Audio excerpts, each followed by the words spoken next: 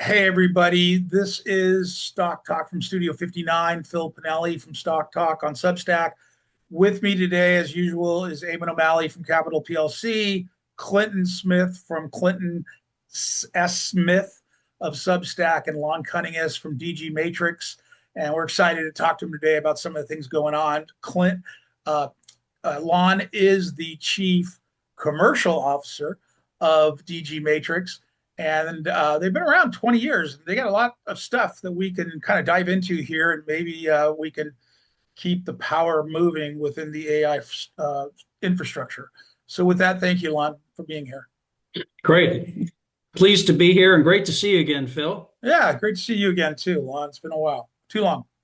Um, Absolutely. so, why don't we start with with in a short period of time, just kind of give us a wrap up of why it started 20 years ago and if there's been some kind of pivot and how we got to solid state and those kinds of things. Yeah, absolutely. And I'll give you a little bit of history. Our company was founded by two folks. Harun Inam is our CEO, who has almost 40 years experience delivering mission critical technology, primarily power electronics in the military, government, aerospace, data center, and utility field. And he's worked for a bunch of different companies. He and I worked together in 2014 to 2017 for a power electronics firm called SmartWires, where we were selling to electric utilities.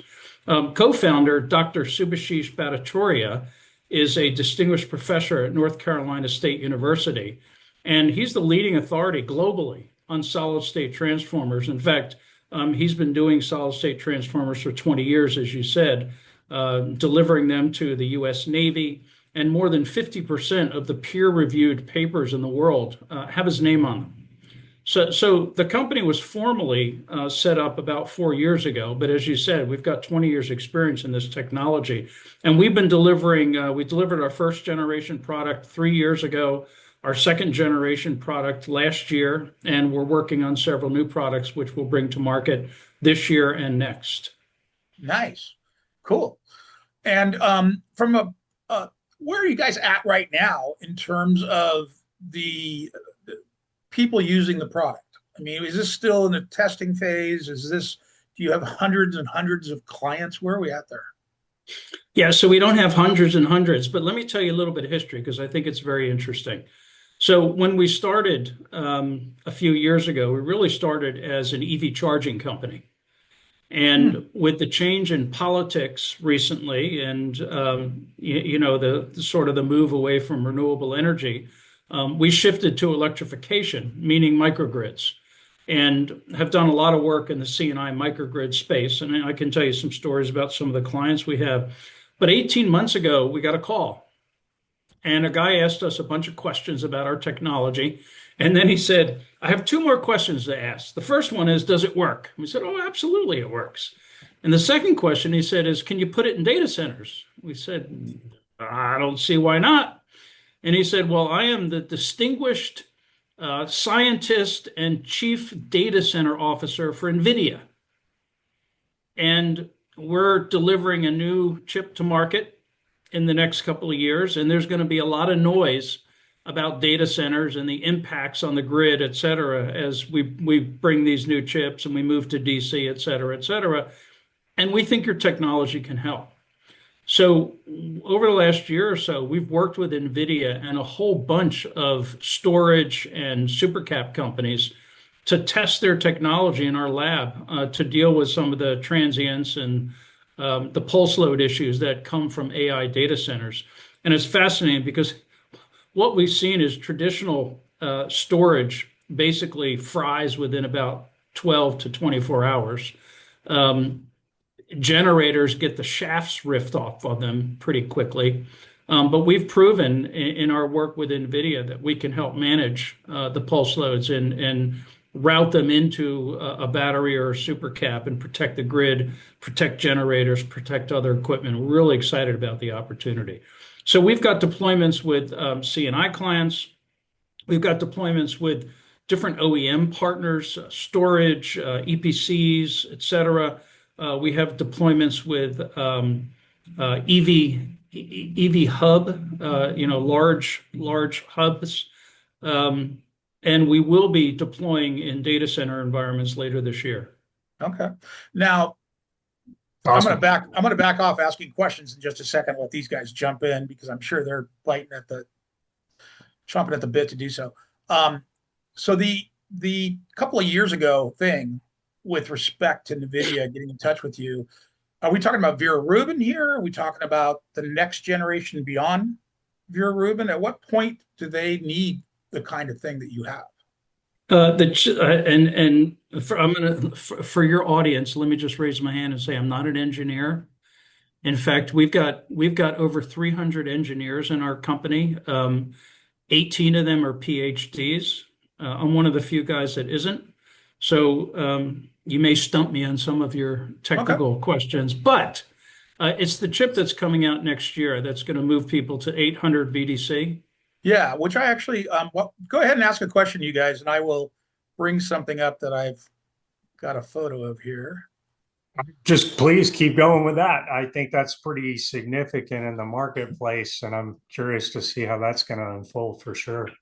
Yeah, so let me tell you what we're hearing from our data center clients. There's a couple of issues with data centers today. The first one is about power, obviously. And I've seen statistics that say something like 60 or 70% of the data centers that are planned are never going to be built because they can't get power. One of the key values that we offer is behind the meter power, and the ability to bring your own power, if you will, and not necessarily have to rely on the grid, either ever or until they can deliver power. And in fact, we were invited to a conference in December, an NVIDIA conference, where Jensen got on stage and basically said that the key to data center success is behind the meter power. Absolutely. So that's the first point. The second point is that there's a lot of uncertainty around when the shift from AC to DC is going to occur. Everyone agrees that DC data centers are coming because of the new chips that are being deployed and the requirements. The question is when.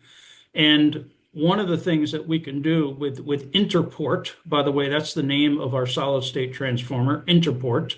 One of the things we can do is mix AC and DC, both from an input perspective, meaning a source perspective, as well as an output perspective in terms of loads. So besides the ability to provide speed to power for data center clients, we also provide them with future proofing. They can deploy today in an AC environment and very simply down the road switch to DC when they upgrade with the new chips. And if you think about it from a revenue perspective, this is the key, this is the magic, right? Every megawatt of power is worth somewhere between $10 and $12 million annually in revenue. So if you've got a 500 megawatt data center, you're talking something like $400 to $500 million a month in revenue.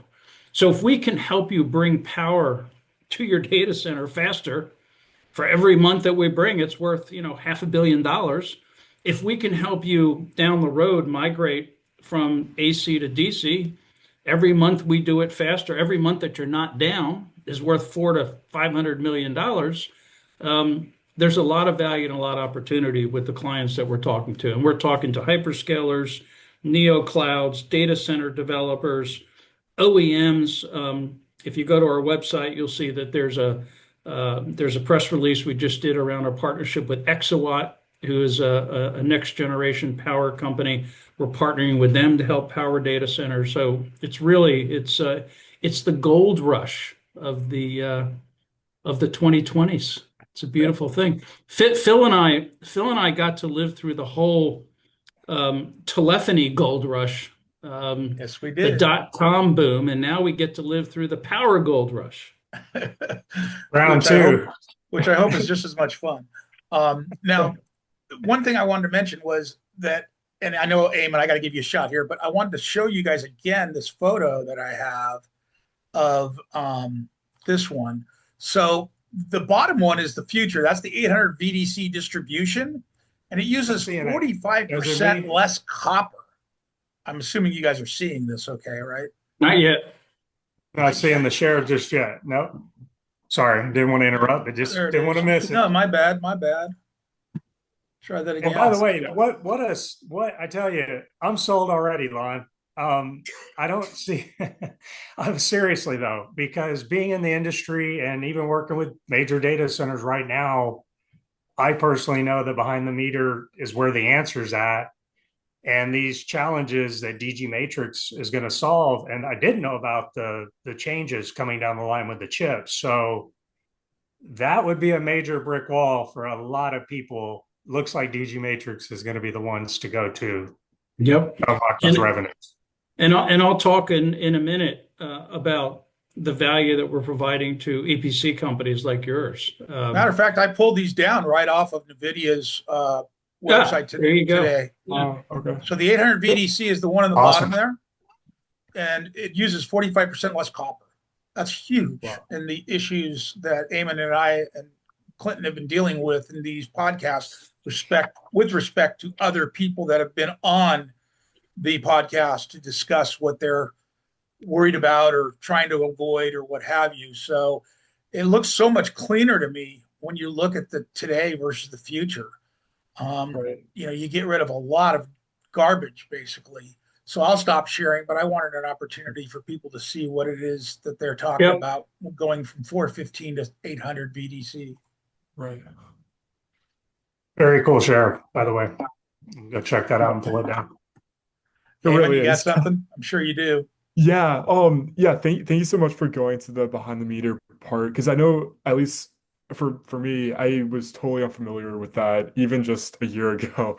And I know because of data centers, it's become much more of a popular concept, just not being directly connected to the utility grid, but kind of being independently sourced by on-site generation with behind the meter there, where you have the generation literally on the same campus, where it's not actually connected to the broader grid. Um, from like a sales perspective, how do you navigate that where you're not necessarily selling to utilities, but really going project to project? Is it something that really has to be personalized with every client that you're looking at? And are you competing with a lot of the others? I know, like Schneider Electric, a lot of these companies have solid state transformers already, but is that something that's difficult to navigate with so many Um, different projects? that's a great question. So let me back up. First of all, we're the only company on the planet that has a multi-port solid state transformer, and it's patented and protected. And what that means is that there's 6 inputs and outputs, and we can bring and actually, if I can, Phil, I'd love to bring up a couple slides and just No, go ahead. quickly show Everybody you. should be in sharing mode. You should have me share. I set it up for sharing. Oh, beautiful. All right, well, let me do If I that. did it right. Yep. Here we go. Share. Where is the share button? Right below should be a green button. Yeah, should be. Right below your There it image. is. I got it. Sorry. No worries.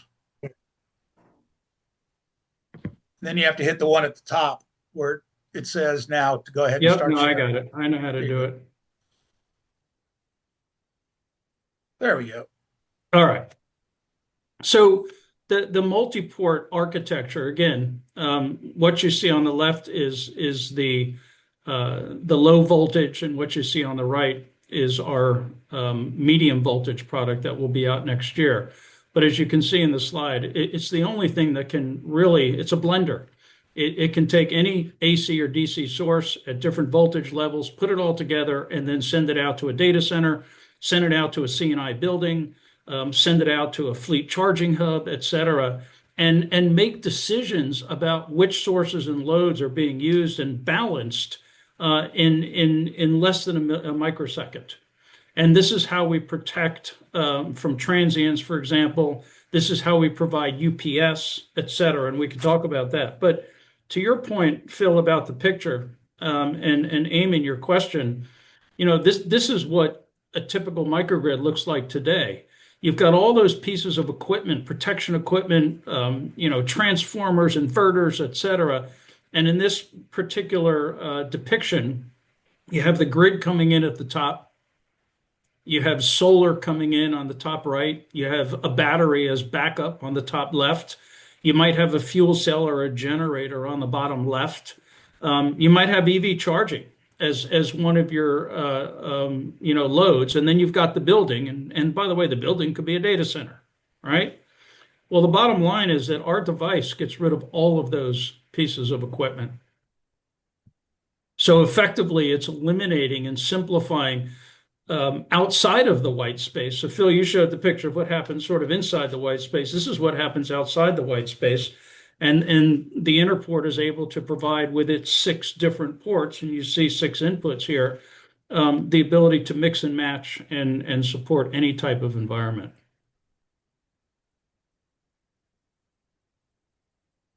Yeah, great So- question. Yeah, so how many of these does a typical data center need? Is it a single unit? Is it like the turbine issue? You have to connect a bunch of them up, laying them next to each other. Yep. How So- much is each one good for? Yeah, we've created skidded solutions in 3 MW blocks. Nice. So we can just put them, deploy them and we're going to be deploying a 50 MW data center later this year, which will grow to 500 megawatts. Wow. So that's scalable like that, so you can install and then come down the line and piggyback or Absolutely. chain off of that. Absolutely. That's And really and cool. by the way, that's where data centers are moving. We're working with a bunch of different companies that are doing modular type data centers, like a data center in the box, if you will. Yeah. And it's all about deploying a scalable type of architecture. And now I'm going to go back to Eamon's question. The beautiful thing about the interport is it doesn't matter what the application is. I just showed you a picture of a typical microgrid. Well, every one of those microgrids is different. If I'm a Fortune 500 company, let's say I'm a soft drink company in Atlanta that has bottling bottling facilities and corporate offices and data centers and in different countries, right?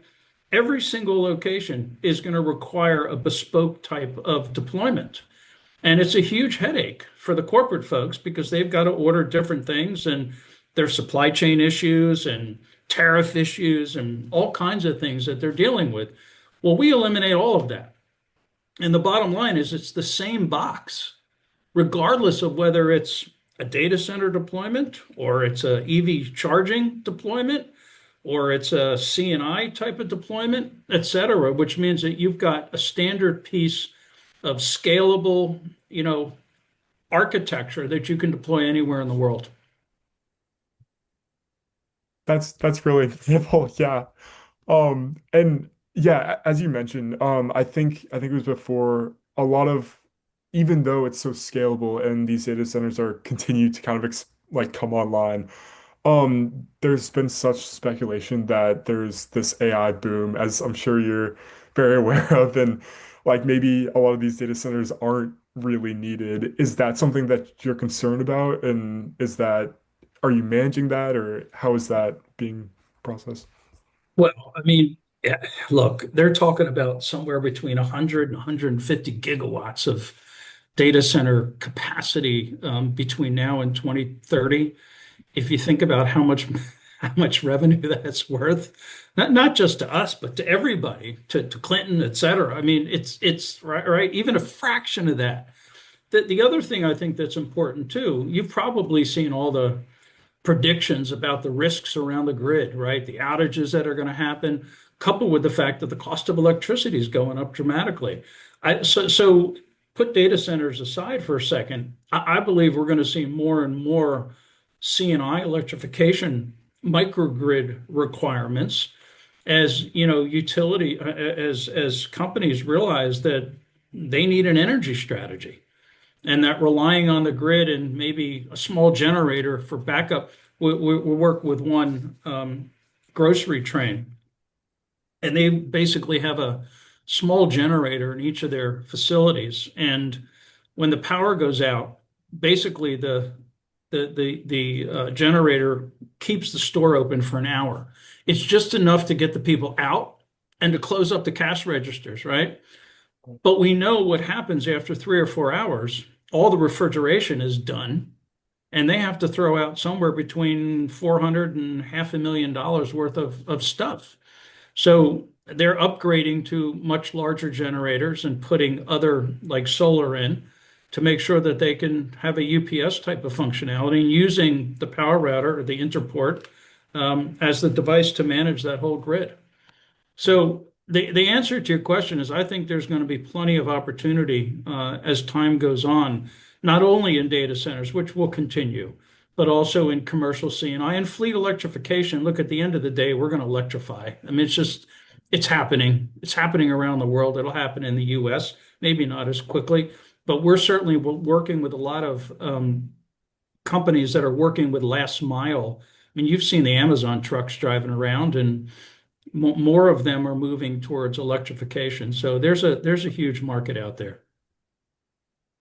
So how do you keep up? Or I guess this is a packed question of several different elements, right? So is there enough manufacturing? Do you guys have others manufacturing for you, offshore, onshore? How much can you keep up with this demand that Yep. you're going to create? You're going to create a lot of demand, and we don't want another bottleneck, right? So we've had enough of that. And more, I just wrote a piece that went out early last week that said there's going to be politicians who get up on the soapbox and say, hey, we got to stop this business of AI just long enough for us to put more federal regulations in place so that everything's behind the meter, right? It's a little prediction on my part from a while ago. Bring it on. So how do you guys manage all that? Can you Yeah. manage all that? Is it a problem? Absolutely. Yeah, no, that's a great question. So a little story. So 4 years ago, we brought McKinsey in, and they did a complete study of the business. And the first thing they said is, look, at the end of the day, when you bring this thing to market, the biggest problem you're going to have is production. So we've been designing for manufacturing since day one. We have two factories today, one in Raleigh and one that's offshore. We've built them in cells where in 5,000 square feet, which we can deploy, by the way, in 4 to 6 months, we can do about 200 to 400 megawatts of capacity annually. So we've got the two factories currently. We just signed a lease for another 55,000 square foot factory, literally across the parking lot from us. So we're massively expanding our manufacturing capacity here in Raleigh. And in the first quarter, we will add another factory either in Abu Dhabi or Dubai. And by the end of the first quarter of next year, we expect to have about 9 gigawatts of manufacturing capacity. Okay. That's where I was going with that. And by the way, just a comment about lead times, right? So a lot of our clients, there's a lot of moving parts, especially around data centers. But once they get the offtake taken care of and get the money, typically it's about 12 months or so that they're looking to get this thing built, right? We can deliver in 4 to 6 months. So we have no problem from a lead time perspective in terms of meeting their demands and And 12 months, I mean, even in this current administration, is pretty, Incredibly fast. yeah. So So it's probably or going to is be like more than that. And we will see. it's a lot easier behind the meter. Absolutely. Yeah. The whole idea behind the bottleneck is why we started making these podcasts more and more defined down to the point of power and energy, because it's kind of just started like that. And it's just gone, I need to change the name. It's no longer stock talk. It's, power and energy consumption talk or something. So We like to say power is power. I like it. I like it. I can make a logo to match that. There you go. You can have that. We haven't trademarked that. So if you'd like to take that, you go for it. Okay, that works. I'll give it back to you for free. Yeah. My favorite, So- I don't know. Yeah, go ahead. Did you have another question, Eamon? Go ahead. Oh, no, sorry. Yeah, go ahead. Okay. So we've covered the founders and how it started and how it pivoted, right? We've covered the actual product, that it is scalable, skid scalable, right? And that we've got the manufacturing being done pretty much within your own control, right? Um, where does the string have to be led in order to make this whole thing come together? Um, because I'm ready to go work for you. Come on. Yeah, and what we haven't talked about is sort of our go-to-market approach and how we're, There you go. leveraging both partners as well as going direct. And let me take a second and talk a little bit about partners because I think it's important. As a fairly new company, we recognize that we need to have partners to help us scale. And scale means, sales partners as well as service partners. So first of all, we signed a non-exclusive agreement with PowerSecure. PowerSecure is $1 billion EPC 10 minutes away from us in Durham, North Carolina, that's owned by the Southern Company, who, as you know, owns Georgia Power and Alabama Power, et cetera.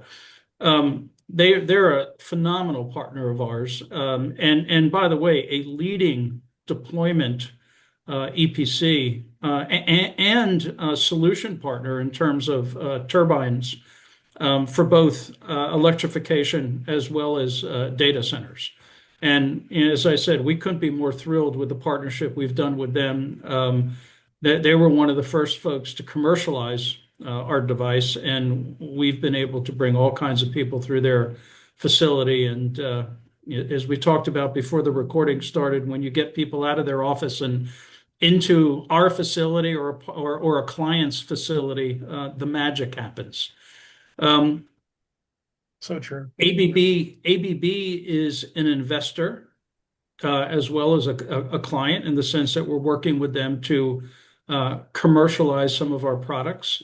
When they invested in us over a year ago, we said, "Well, can't you do this yourself? You're ABB." And they said, "You know what? We don't have that number of smart engineers in one place who can get this thing done as quickly as you can." And a little peek under the tent. Tomorrow morning, we're going to make an announcement about our next round of funding, and all of them have upped their game in terms of this next round. We also have some new investors, one of who is Mitsubishi. Wow. So Mitsubishi Heavy Industries is a new investor of ours. They're also a partner, and we're working with them to commercialize.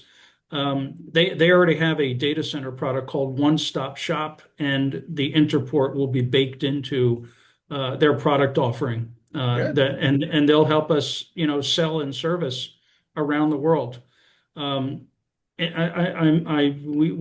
work with battery companies. As I said, we've tested a whole bunch of different batteries, both high C batteries and long duration batteries, and we have partnerships with many of them and can recommend them as part of our solution. We don't want to just sell boxes. We want to bring power. We want to bring power, and we'll bring whatever partners, Clinton, that makes sense to Right our here, clients ready to go. to help bring power to them. So we're building a whole ecosystem of partners that we can work, directly with or indirectly through, as well as fielding our own sales organization that's focused on data centers, C&I microgrids, and fleet electrification. Sounds like a great story. I mean, it really does. It sounds like it's going to work. It's going to work great. It sounds amazing. So I had a quick question, if I could jump in, I guess. Absolutely. So NVIDIA, are they exclusively making these chips to DC, or is this an industry-wide transformation? There are other companies making chips, but they're leading the way in terms of the DC. There's a whole discussion about the OCP groups, Google, et cetera, versus NVIDIA and which chips and which standards, et cetera. But ultimately, I think everyone agrees that the industry is moving towards a DC type of environment. Okay, well, yeah, very cool. Like I said, it was the first I heard of it with DG Yeah, Matrix. and the question is when, right? I mean, that's that's the big question that everybody's focused on. It's a timing issue. And what do I do with my AC data center? Do I run it out and maybe have it not do AI workloads or AI training? Do I retrofit it? There's a lot of questions. And again, we help future-proof those data centers. They don't have to worry about that. Well, it's kind of nice that we're a little bit towards the beginning of that data center boom for AI anyway, because this is the time to do it. A lot of those, even the Hopper chips, still have plenty of use out there, Absolutely. and they'll continue to do so for other needs. So I don't really see that as an issue going forward. I don't see people ripping stuff out, but it is becoming more and more difficult to get people to want a data center in their backyard or even in their community or even in their state, frankly. Yeah. So it's going to require, that's why this talk, about let's get stuff into space is happening so urgently in the last 6 months, because, between the power grid and the people that, and part of it's not just the fact that their power rates are going up. It's also that their home values are changing because of stuff that's behind the tree line, right? Yeah. So all of this is perfect timing, so to speak. I mean, it'd be great if it was a year or two ago, but there's still so much buildup that has to be done. The majority of the AI factories that Jensen likes to talk about have not occurred yet. The duplicity of the Right. need for two data centers, right? So that's where the opportunity it presents itself. And you were mentioning, modular, and that things maybe could start getting smaller and smaller potentially within the framework of the land you need, potentially. Absolutely. That also Critical. plays into a little bit better fit for those people, like the Virginia governor that's so pro data center, right? Which is great. I think that's great. I love that. I wish I'd put some in Myrtle Beach. I would love that too. But there is a place for it, a place not for it. And so it's going to be exciting to see how it's very much like what we went through. It really is a lot like the beginning of the internet boom and what we saw and how it evolved. So quickly, maybe this is quicker Yeah, no, and I agree. more effectively than I what also happened think there. I also think there's going to be some NIMBY issues, not in my backyard, and Already as you is. suggested, and there already is, and it's water, it's big Noise. tracts of land. Uh, Um, Definitely. it's I think it's going to be interesting to see. That's why they're talking about Texas, for West Texas, for example, which is Yep. becoming a big area because nobody lives out there. And nobody cares. Same thing. Yeah, Same thing. exactly. Same Nobody thing with can. eastern New Mexico. It's going to be the same kind Right. of thing there too. Exactly. You'll watch it, and part of the problem, the reason why today it's happening is because there's so much gas right there too. You got Well, that's natural the gas, point. you got oil, you got Yep. stuff that we can power this thing. It's not a power issue so much as it is, anything else. So that's cool. Jensen is already talking about, because you mentioned water. I want to touch on that for just a minute. Jensen's already talking about how the water in their next version of chips that'll be out in the second half of 2026 uses way less water to cool things. I don't remember the percentage, but it was north of 20%. So it looks like the whole NV Link, the rack, right, that the Yep. NV Link is a part of, is going to need less and less water. Because when we first started this process, Eamon and I, they were talking about building data centers over underground lakes to draw Oh, water straight up, Yeah. 60 feet or something, Eamon, so that they could cool it, send it back down, cool it, send it Yep. back down. So we're getting away from that a little bit. And the copper was the other piece. And now here we are, if there's a 45% less need for copper. So all these things are slowly starting to fall into place. Whereas we thought originally that everything was going to have to be these micro turbines, right? And that was the only solution. And so we were constantly, having people on the pod that could talk to the specifics around micropods. When are they going to be here? What's Chris Wright doing as the Department of Energy?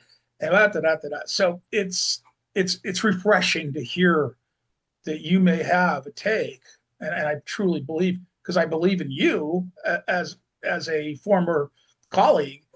I believe in the product line now, and I believe that you guys have the right solution. So I'm Yeah, excited. it's exciting. It's and I have to tell you, I've been in the technology business for 40 years. I've never seen anything like this before in my life. Even during the dot-com boom, that kind of paled in comparison to what we're seeing today. It's insanity in a good way. Yeah. Well, it's because it's happening so much quicker too. Yeah. Well, that's the point. It's Yeah. all getting crunched down into a time frame that was probably what, 50% or maybe even less than what we went through Absolutely. with the dot-com boom. And you guys have any other questions before we start wrapping? Yeah, no, this has been so insightful, so thank you so much. I guess like one small question. I know you kind of touched on it already, but it really reminds me of like the SMRs with the nuclear energy. Do you see them as another competitor in that sense, or are they kind of in a different sector or just not comparable, I guess? Well, so two things, right? One is they're just another source of energy, right? Right. And remember, the Interport is not an energy source. It's the heart and brain, as we like to say, of the energy infrastructure to help plug in and send out all the different sources and manage all the different loads. We can certainly plug the small reactors in and leverage them as a source. Now, how many of those things will be built and how long will it take? I think that remains to be seen. I think there's other sources of energy that are a lot quicker. By the way, Phil, you and I had a conversation about gensets, and I met with PowerSecure yesterday, and they got a ton of them. They got a ton of them. So, if any of your listeners are out there and they need natural gas gensets, PowerSecure has some. So There you go. Clinton may have some too, right? Good to Clinton? know. Yeah. No, I was, what? Alan asked a really good question. I don't want to keep too much of your time. I know, you're a busy man. We might have to do round two if you can fit it in somehow, Yeah, Lon. go ahead. Well, I got plenty of time. Yeah, well, I just wanted to ask along those same lines, right? What Alan was saying, but a little bit deeper on it. So, is there a particular generator technology that's a little more malleable, if you will, to this data center energy density that you were talking about? Or is it pretty much doesn't matter because the DG matrix, as you called it, the blender, clean, Yeah, slices and dices it all up so that it limits those pulses and it doesn't yeah. matter. We're completely agnostic. We can work with anything, and we don't want to limit our clients' options in terms of the sources of energy that they want to use.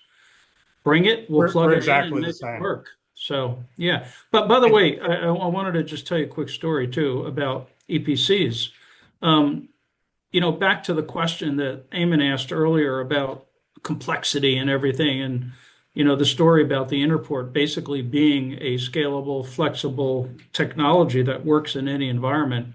Um, our clients, our EPC clients, have told us that they think they can double, even triple the number of projects that they do in a year because their ability to, acquire equipment, stage it all, test it all, commission it all, et cetera, goes down dramatically. Um, Power Secure typically takes them, a couple of weeks to put a 3 megawatt equivalent skid through their factory. They can do it in 4 to 6 hours with our device. So think about what that means in terms of driving revenue and completing projects in a time frame that helps drive revenue for everybody. that's awesome. I know that right now lead times are years Yeah. Yeah, for the exact reasons you mentioned. yeah, So I could see it cutting and maybe even reducing by two-thirds The the wait time lists it have wait takes. lists. Yeah. Yeah, well, okay. My only other question is how do I get signed up to do all the West Coast projects? I'll make sure I Let's talk. send out some contact info via email. You guys don't worry about that. You guys can talk. But my question is, before you end up with a chauffeur-driven limousine, Lon, can we get you back on here, say around May or June? Sure, I'd be happy to. Love right. to. We very much Love to. appreciate Actually, your it's a G8 that we're looking at. G8? A Sorry, I G8, got, oh. a jet, corporate jet, G8, G800. Is that between Atlanta and Raleigh, or what is that? Yeah, yeah, back and forth. But no, absolutely. I'd love to come back on, and I'm happy to do it anytime. All right. We're very excited, and as I said, keep your eye open for our announcement tomorrow morning. We're Okay, going we to talk will. about our next round of funding and some of the partners that are involved, and we're just really excited about the opportunity here, and appreciate the opportunity to chat with you guys. No, we'd Thank you love for to. reaching out, Yeah. Phil. It's great to Thanks. see you. It's great to see you too, sir. It really is. Thank you, All Lon. right, you guys. Yeah, thank Everybody you have very a great much. Yeah. evening. Hey, Lon, Bye appreciate it, now. guys. I'll see you. Bye. All right, guys, have a great evening. Thank you. See you. Thank you. Bye bye. Bye.